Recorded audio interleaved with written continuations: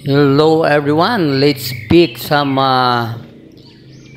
avocado from my backyard garden for this year 2024. But the problem was because of climate change. Look what happened to my avocado fruit. Grabe po ang nangyari dahil sa sobrang init na nangyari sa ating panahon ngayon ng 2024, itong summer na nagdaan, itong 2024, na talaga naman pong umaabot tayo ng 45 hanggang 50 sa ibang lugar dito sa Pilipinas. Talagang affected po ang ating mga pananim. All the plants were being affected, the root crops, and all over the Philippines because of this climate change, too much heat. El Nino as what they call. So alam niyo po mga kaibigan, ngayon lang po nangyari ito sa tinagal-tagal ko nang lagi nag-harvest ng aking mga fruit trees dito sa aking backyard. Ngayon lang nangyari na talaga namang ang daming sira ng mga bunga ng avocado. At hindi lamang po ang avocado, lahat po apektado, ang bayabas, ang balimbing, ang kaimito. Halos sa lahat po ng aking fruit trees nasira po, ang guyabano lalo na. Nabubulok, nagkakaroon ng maraming insekto. Pero kung you are going to compare it to previous years, 5 years ago, 4 years ago, 3 years ago, 2 years ago, hindi po ganun. Ang gaganda po ng bunga, makinis, walang piste sa loob, walang insekto, at napakaganda at ang lalaki mga kaibigan. Can you imagine 2 pieces of my avocado is already 1 kilo, and small one is 3 pieces 1 kilo, 3 pieces for 1 kilo. They are very nice, very big, at ang gaganda talaga mga kaibigan. Look at that. Dahil sa sobrang init, hindi nila nakakaya ang init. Nagkakaroon ng kulukulubot ang mga balat ng aking avocado mga kaibigan because of too much heat. The skin of my avocado fruit, they have a lot of wrinkles. They get a lot of wrinkles.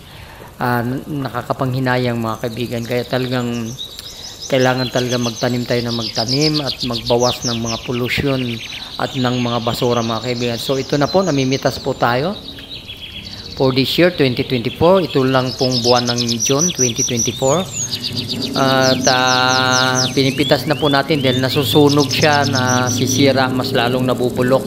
Baka wala tayong mapakinabangan dito mga kaibigan. So ayan po mga kaibigan, ang dami pong napitas. Almost 30 kilos na po ang napitas ko rito. So ayan po ang nangyari mga kaibigan sa aking mga puno ng avocado itong year ng 2024, na talaga naman pong apektado po siya.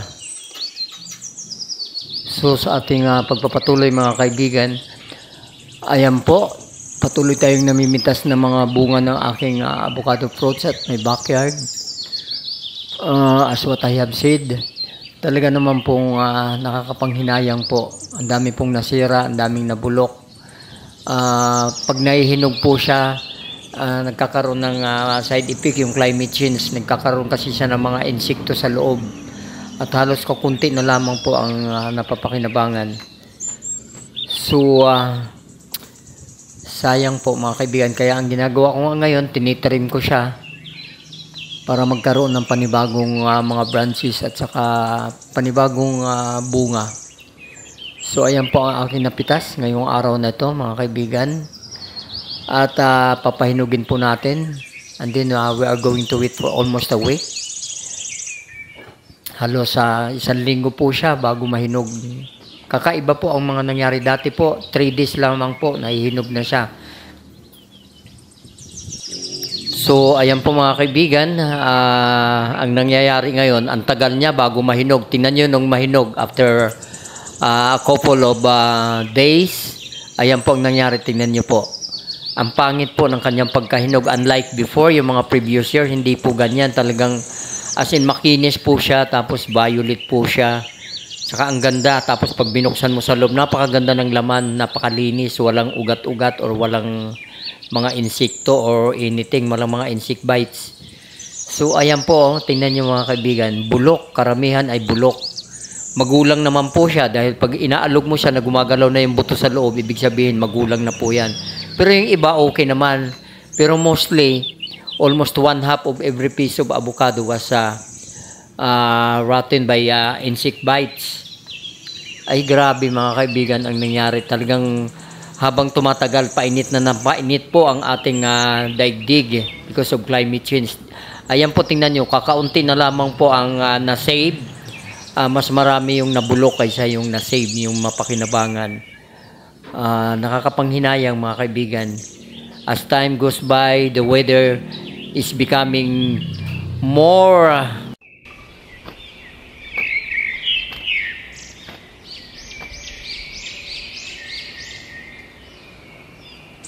becoming hot, more hotter than before mga kaibigan. Look at that. Ang daming nabulok, napunta lang sa basura. Pero ginawa ko na lamang po siya compost sa pataba mga kaibigan. Pero ganun pa man, thank you Lord for the harvest. Kahit pa paano meron pa pong napakinabangan. So mga kaibigan, dapat po magkaisa tayo, magtulong-tulong, magtanim tayo ng maraming trees at saka magbawas-bawas ng mga pollution.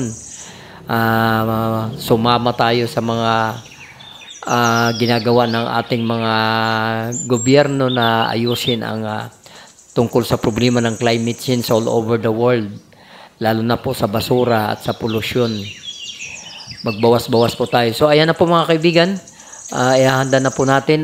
Nilagyan ko po siya ng brown sugar. Mas gusto ko po gumagamit ng brown sugar or even mascubado, kaya lang mahal ang mascubado. Kasi mas maganda po yan, kunti lang ilalagay mo, okay na po siya. At huwag masyado so that hindi tayo magkaroon ng diabetes. Alam niyo, uso dito sa Pilipinas, isa tayo sa top 10 yata na marami ang may mga sakit ng diabetes dahil sa sobrang pag-consume ng mga matatamis. Too much sweet is not good for our body dahil nagkakaroon po tayo ng diabetes. So ayan na po, nilagyan ko na po ng evaporated milk. Mas gusto ko po yung ganito mga kaibigan, yung meron ka pang nangunguya. Instead of using blender to make it firm, I use this kind of doing of avocado, preparing avocado. Kasi mas masarap po yung may nangunguya, may nakakagat. Yung blender kasi po, para ka nang kumakain po ng ice cream, wala ka nang manguya. So mas gusto ko po yung ganito. So muli mga kaibigan, please don't forget to subscribe, like, and share at hanggang sa susunod na ating mga vlog mga kaibigan. Thank you for watching at maraming salamat po sa inyong patuloy na pagtangkilik sa aking mga vlogs. Bye bye and God bless everyone.